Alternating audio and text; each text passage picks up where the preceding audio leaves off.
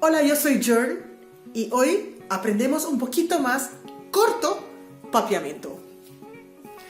Seguramente estás preguntando dónde está Pablo, pero bueno, este es simplemente de los tiempos que tenemos en el idioma papiamento.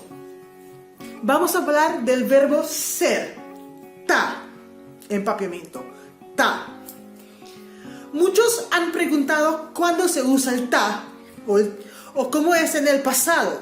Así que simplemente voy a coger ese verbo, ser, de cuál empapiamiento es ta. Por ejemplo, yo soy Jern, amita Jern.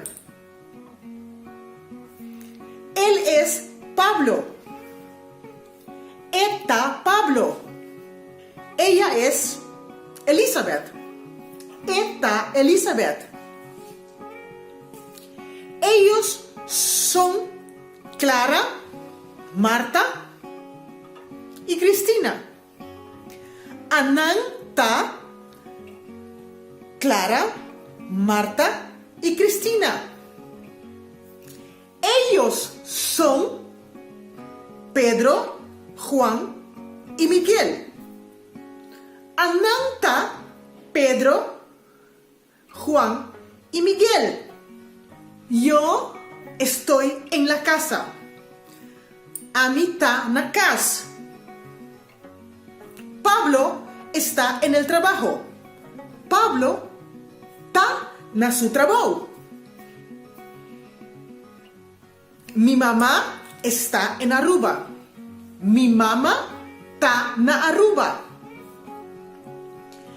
Mis hijos están en el cole.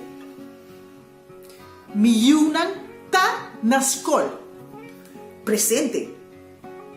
Ahora sí vamos en el pasado. Yo estaba en la casa.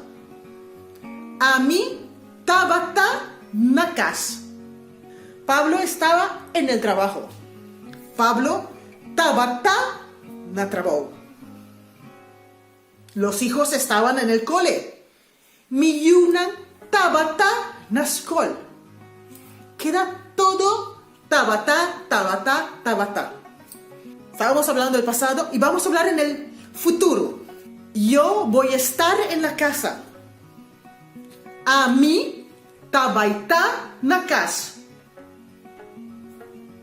Pablo estará en casa. Pablo tabaita na casa.